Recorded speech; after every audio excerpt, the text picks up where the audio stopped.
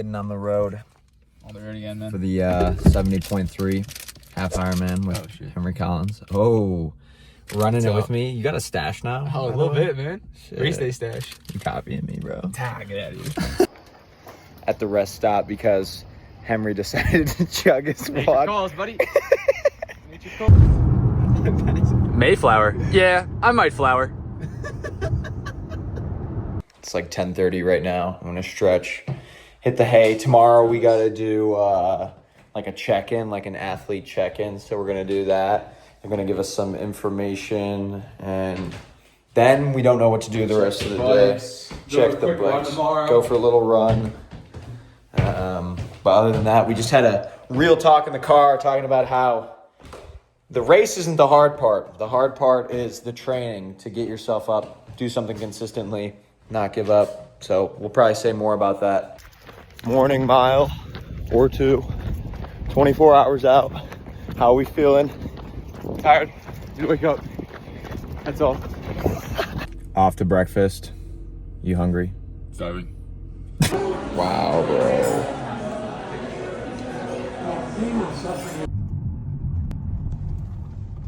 Who do you think they voted for? Just arrived in Madison. Yes, sir. What do I say? Here's just some footage from the Ironman Village. Incredible atmosphere. I just couldn't get over this. A ton of people, everyone's smiling. The logistics of it all really well set up. Here's the athlete briefing where they give you all the information you need for the next day. Me and Henry were completely lost.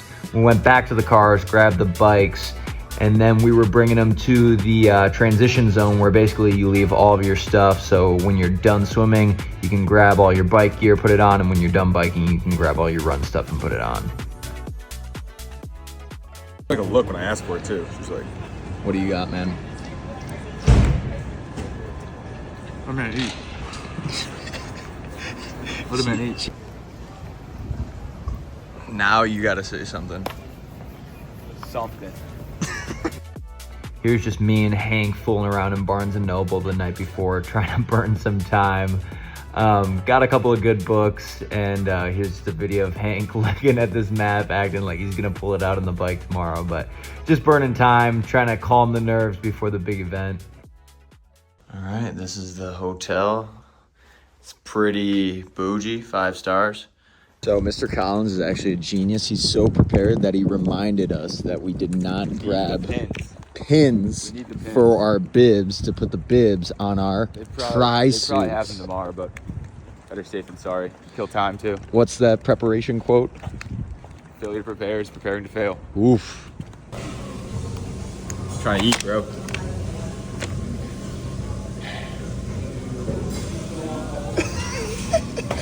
Just got back from dinner. Hank's toilet is clogged right now, so he's working on unclogging that. And while he's doing that, I figured I'd just give like a pre-race kind of summary of where my head's at. Usually I journal these things, but I forgot my journal, but the vlog functions as that. That I've been thinking about is my why. Now, do I have a ton of micro whys? Yeah, I absolutely do. Make my parents proud, give glory to God, use the gifts that I was given, do something difficult so everything comparative in my life is easier. But if you had to ask me, or a farming, of course, if you had to ask me one thing, I really couldn't pinpoint it for you. But I know that this stuff makes me feel alive. And I know that life is short. And the challenge of it all is awesome. Just having something to be nervous about is exciting. I know I'm going to be even more nervous tomorrow. I'm probably not going to be able to sleep. I'm a pretty even keel guy, but stuff like this, you know, swim, bike, run. What could go wrong? 7 hours, 6 hours, whatever it might be. No need to be stressing, just time to enjoy. Nerves, but good nerves. All right, see you tomorrow.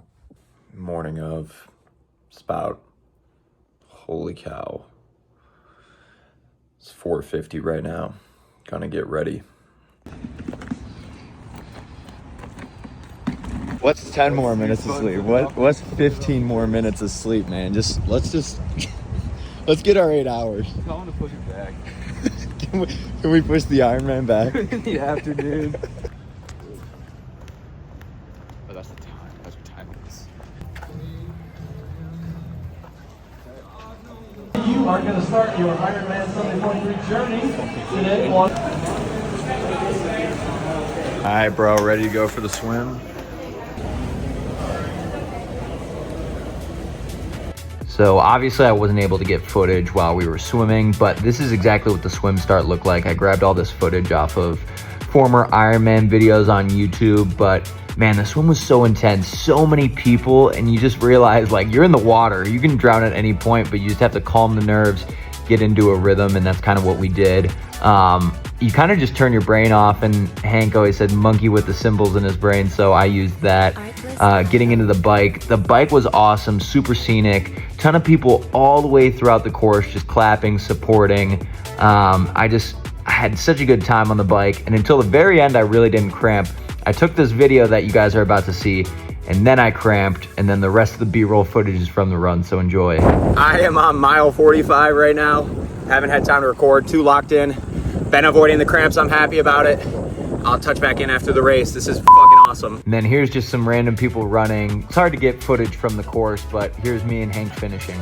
Henry Collins, Kyle McGrath, being the Central Rendina.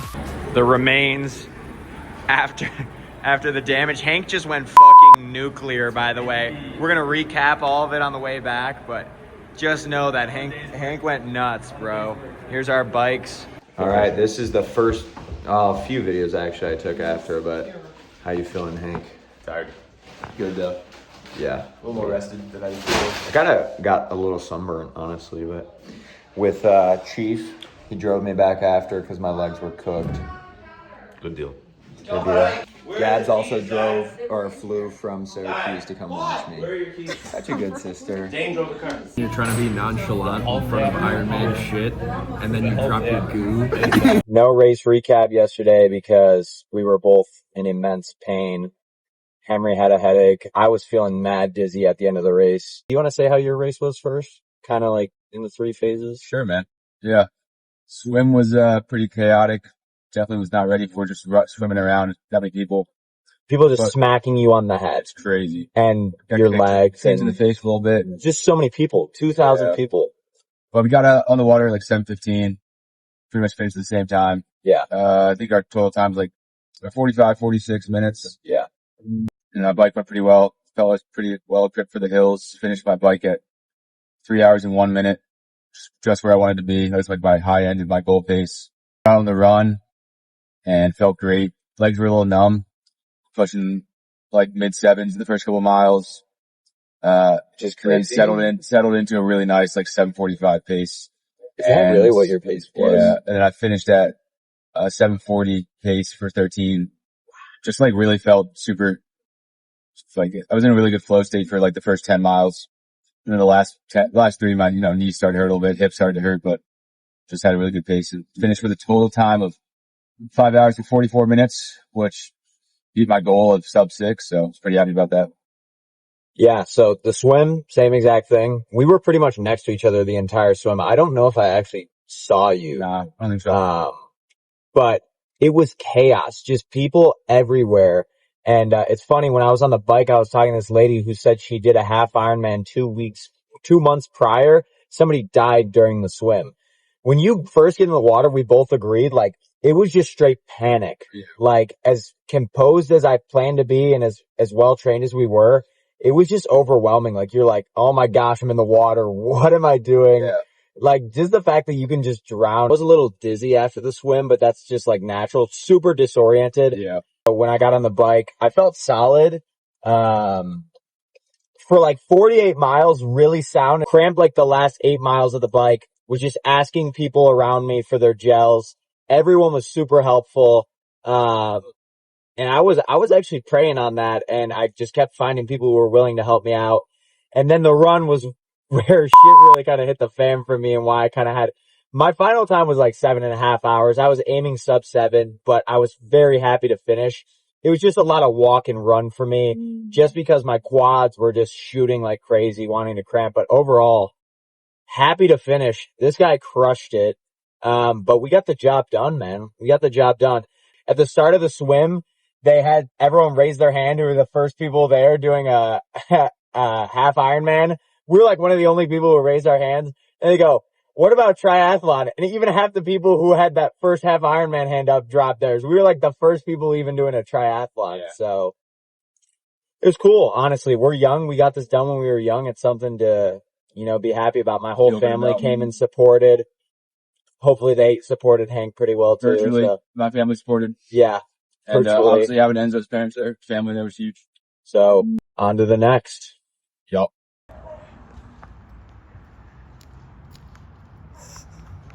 Solid limp there, man. My calf is just tight.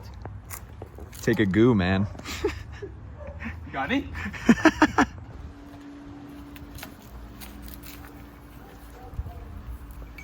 So that was the vlog. A few final notes. Hank wanted to talk about preparation. We didn't get to do that. I trained for like 4 to 5 months. He trained for like 9 to 10 months. We're talking 6 days a week, 2 workouts a day. So it wasn't overnight. And it was hard, but that's good. We learned a lot. So if you have triathlon questions, we are no pros. Shoot either of us a text. Or if you don't know us, just drop a comment. Recovery. Did not figure out recovery. Clearly, I have had some brutal symptoms over the past few days, but we're getting there. But the one note I did want to add, and this is for my Christians out there. On the 65th mile, 8 miles into the run with 5 miles left to go, I was so dizzy, lightheaded, felt like I was going to pass out, felt like my heart was thumping out of my chest.